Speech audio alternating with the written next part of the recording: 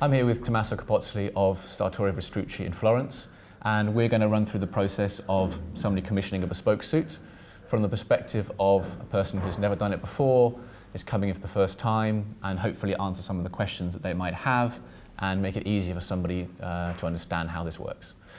So, Tommaso, when someone comes in here for the first time, having never had bespoke, do they normally have an idea of exactly the kind of thing they want or not? Usually, yes. When they drop in, they have a specific request. Okay. It can be for a wedding. Mm-hmm. That it usually for a man is the first occasion to place an order for a bespoke suit. Okay. Or can be for young people. Can be for business. Okay. Since they need like a uniform, a dark suit to wear in the office. So that first question as to what you're actually going to use it for gives a really good background to what kind of thing they might want. Yeah. What other things are important? Like, is it important, for example, to know what part of the world they live in? Yeah, so we approach them, new clients, asking and having a general conversation, asking for where they come from. Mm-hmm. Even because for a logistic point of view, it's very important for the fittings to know where they are based Okay. in order to arrange trips or give them the chance to meet us in different destinations. Okay, so have fittings and stuff in the future. Yeah. Okay. Yeah. And I guess temperature affects it a little bit. Like if they live in Hong Kong or Singapore, you might be recommending something which is a bit lighter in weight, perhaps. Clearly, climate is important. Also because especially we are used to have weddings, for example, in Italy in summertime. So there is a specific weight for Sure. that occasion or for that season, or a different part of the world will be different. So that is another important element to consider. Okay. And how about, do you talk about what else they have in their wardrobe? Like they already have a lot of navy suits but no grey, for example. Does that kind of help give them advice on what they might want? Talking about commission, ordering something for business, for example, that is important. That is another crucial question because we want to give them something different, and that opening that in the future they are going to replace what they have with something we can make for them specifically. Yeah. Okay. And I know some guys, particularly young people who aren't quite sure, find it hard to describe what they want. Sometimes they kind of want to bring in pictures of things they've seen. Is that useful sometimes? Yeah, let's say young people, they always approach our world with the fashion world, the design experience or inspiration. So they come looking for something, for example, with very fashionable lapels in terms of width, something that comes from the main designers on the So if someone industry. comes in and the picture is of a much more fashion-led suit with big lapels, you might say, well, I kind of see what you're liking there. You like a big lapel, but we would do something which is a bit more conservative, a bit smaller, but still quite wide, because I get the sense that's a style you like, perhaps. So we always start, let's say, showing them our house style, house design, because we are looking for something that has to be contemporary. Yeah. Okay. It's not fashionable, not related to the seasons or to the moment. So classic, it's something that has to last for, I cannot say decades, but at least for years. Yeah, okay, so you're always going to be on the more subtle side of the kind of things that might be correct. for. Okay, so let's go on to the Vestrucci house style. How would you describe that house style to people? It's a masculine look with extended shoulders, drape on the front, on the rear to make very comfortable the jacket for the user. Double vents on the back, 3 buttons rolled 2, seamless in the front, just a diagonal dart that makes the jacket very close to the body of the client. Okay, so starting from the beginning on those, so like extended shoulder means you're making the shoulders a bit wider, which makes you look stronger, a bit more masculine. Correct. You've got a bit more space and room in the front and the chest, and then in the back as well. So again, that makes you look slightly bigger, but it's also very comfortable to move around. Yeah. And then you just got that diagonal dart in the front, which is a bit of kind of showing off, kind of tailoring expertise in a way, isn't it? In a certain way, yes, and also it's from the aesthetical point of view makes the jacket in the front being seamless very clean. with the check fabric. Yeah, so if you've got a pattern going on there, it's not going to interrupt the pattern. No interruptions on the front. Okay, yeah. And the 3-roll too, so that's 3 buttons in the front of the jacket? Correct. But you'd always leave the top button undone, and it's just kind of rolling very naturally to the middle button. It looks kind of quite relaxed and casual in that way. Absolutely, okay. Cool, and then how much can kind of a customer play with the house style or change those aspects?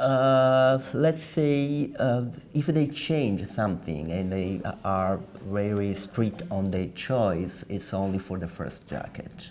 Okay. When they place the second one, they are more flexible and more open to accept our suggestion and so often a customer would say they want to change some things, but actually usually they settle down into wanting the Vestrucci house style once they see that that's what they kind of like. Okay, but I'm guessing that in terms of like they're not going to make, you're not going to do like a very small shoulder or a kind of sparacamicia, big flouncy Neapolitan shoulder, but you could change, for example, you could have the lapel a little bit wider or a little bit narrower, for example. We can, let's say we are focused on what the client ask for. Yeah. You know, okay. being a workshop, being tailors, we are flexible and happy to satisfy them in their requests. Okay. So as long as they understand the house style and how it works, then beyond that they can do different things. So when someone comes in and you're talking to them about the Vestrucci house style, would you then have them try on a jacket, for example, like a ready-to-wear one or something, to get a sense of the style? So we approach them. We always ask them to try some of our ready-to-wear, even because we put lots of efforts to achieve the same partner and fitting on our ready-to-wear. So we try to move the bespoke features with the very high arm mold, the shoulders in our ready-to-wear. Okay. And then even because even if it's made on standard sizes, give us an idea of the jacket on someone, how it looks. Yeah. And then we can start looking at proportions, and this helps the client to understand the final result in terms, so they can have visually an idea of proportion, the distance between the pockets and the button of the jackets. When we are used to put this pocket here, and the width of the lapels as well, the proportion between the sleeves and the shoulder, and then. Because I think that's one of the big problems with bespoke, I think, isn't it? If you go into somewhere and there's nothing to try on, it's very hard to get a sense of actually what it's like on your head, and there's much less chance that is going to match the final result. Whereas because you have the ready-to-wear as well, someone can try that on, and if they get a sense of what it would look like, so it's going to be similar to this, but just fit a lot better and in the cloth you want, and so on. Bespoke is made in front of the mirror, usually. So the process is simple. They can understand and see the features of the jackets. So we can change, and there are several steps of the process. So they're going to see the fittings in the future. Yeah, but it's fine when you are able from the beginning to develop the proper relationship with your clients, so they 100% trust you. Yeah. Because they saw your style, they love your style, and then you have already a certain reputation as well. Yeah, and much better chance they're going to be satisfied at the end of that, and expectations are going to be met, I guess, as well. And then very briefly on the trouser options. So we've got trousers with pleats or without pleats, trousers with a cuff or turn up or not, the positions of the pockets. Is there anything else that you'd ask? So the house style is about one pleat. Okay. We always recommend to have. It depends on. Let's say for a suit to have a cuff. Okay. Around 4.5 centimeters. Because we believe that it's like a frame, something nice to have at the edge. So it finishes off the trouser in a way. Yeah. Okay. It's very simple and clean, very contemporary all the time, not fashionable, and they are not too slim or skinny. Yeah.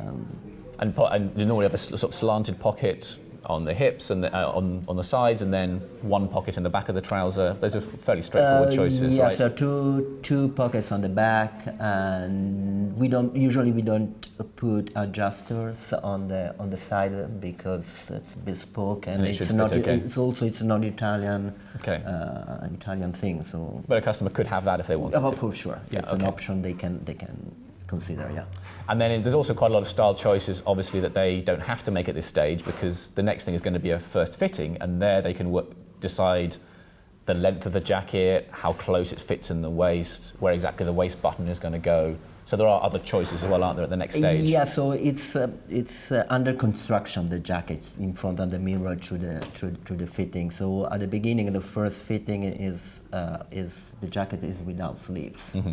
So we check mostly the shoulders and then the chest, and starting to have an idea about the length of the jacket. Yeah.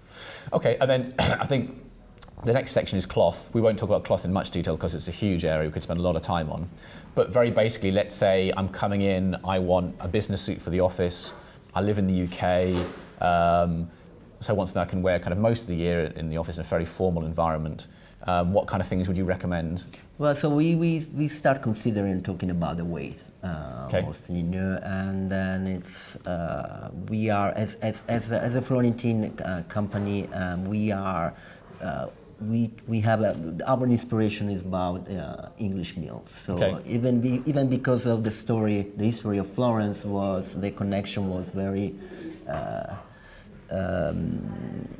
deep with the British style, British people as well. So it's easy to find something because the choice from English makers, the bunches are full of nice things, and because it's mostly based on the weight. Okay, so you'd give them a selection from usually English mill for something like that, for like a business suit, and then the choice then is really just how heavy you want it. So you might have for the UK an 11 ounce, possibly a 13 ounce kind of navy worsted, but there's only going to be a few options there you present to the customer, right? Like 3 or 4 options, maybe slightly darker, slightly heavier. At least, and then we got the main Italian makers as well as a option. You know? So for something, they actually are very very good for all seasons of fabric because let's say Europeana and Menegildo Zegna, they got amazing fabric,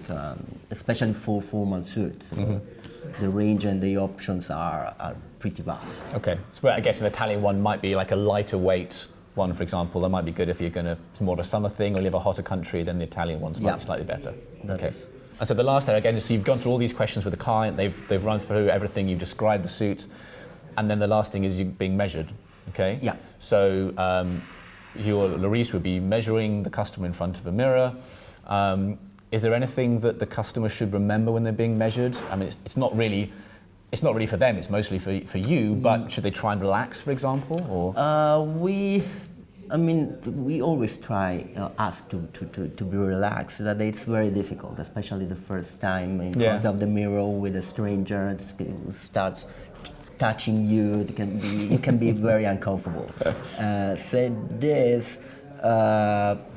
We don't need any reference, and then especially at the first step, like the measurements, we have to figure out something about the posture during the fittings, mostly, about the sleeves, the arms, and and you'll get that during the fitting process. So for a customer's point of view, the important thing is that measuring, they don't have to do anything. They're just standing there. They don't have to worry that they're doing anything wrong. They're not going to have any extra questions. They just have to stand there and use the body to be measured on as well. Right. Okay, and trying to establish that repartee at the start and get a nice relationship mostly, as well. Otherwise, it's a very short operation. It takes 10 minutes. We got reference and chest, waist, and length. But I think that goes back to what we were talking about earlier, doesn't it, a little bit, in that it's about that relationship is really, really key to bespoke. If you can start at that first meeting to establish a relationship, it makes everything else so much easier because they trust you and trust the style, they get to know what you're doing, and then you establish that kind of conversation back and forth that can lead to a really great long-term relationship. Yeah, that is one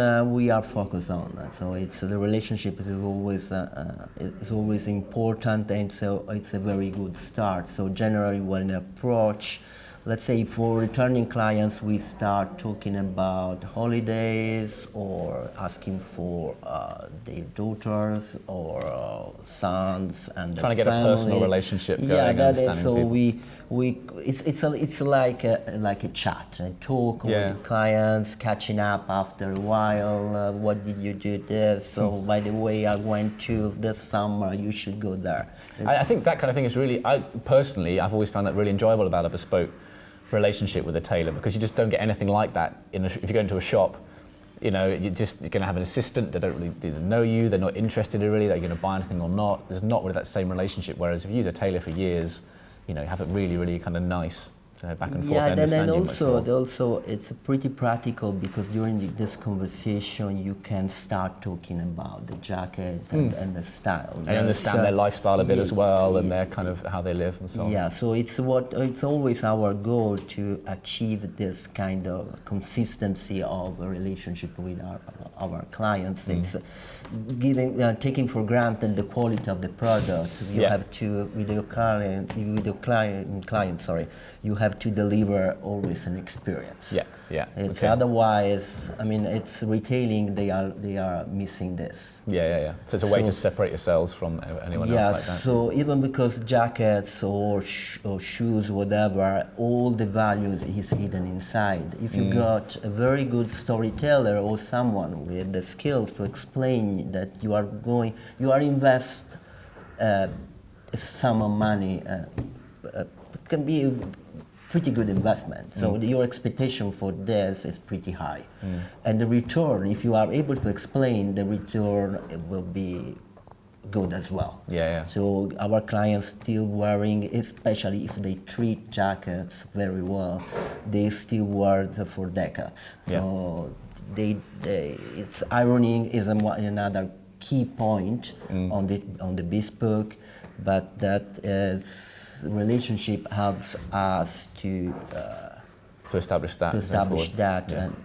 And then what's the next stage? So in a few weeks, 6 weeks, a few months, they come back for a first fitting. How long does that normally take? If they're in Florence or if they're local and they can make that appointment quite easily. Let's say with a certain notice we can do fittings very close to each other, and that means even in 10 days we can do 3 fittings when there is a specific event, and then we know that in advance with the notice, and also if we have the fabric available immediately. Okay, but a standard period would be what, normally a month or two before a fitting? It's a couple of months, let's say, even because our clients are mostly international, so we had to figure out when and where we are going to meet. Sure, absolutely. So that's always it's logistics as much as anything else. It is important, and unfortunately it takes time to have the second, the third fitting. Sure.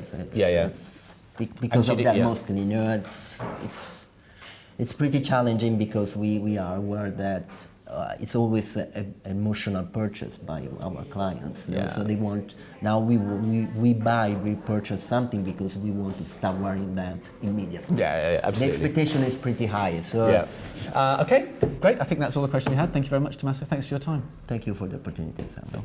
Thank you. For more practical information and reviews of artisans, check out permanentstyle.com, the UK's leading website on craft and classic style.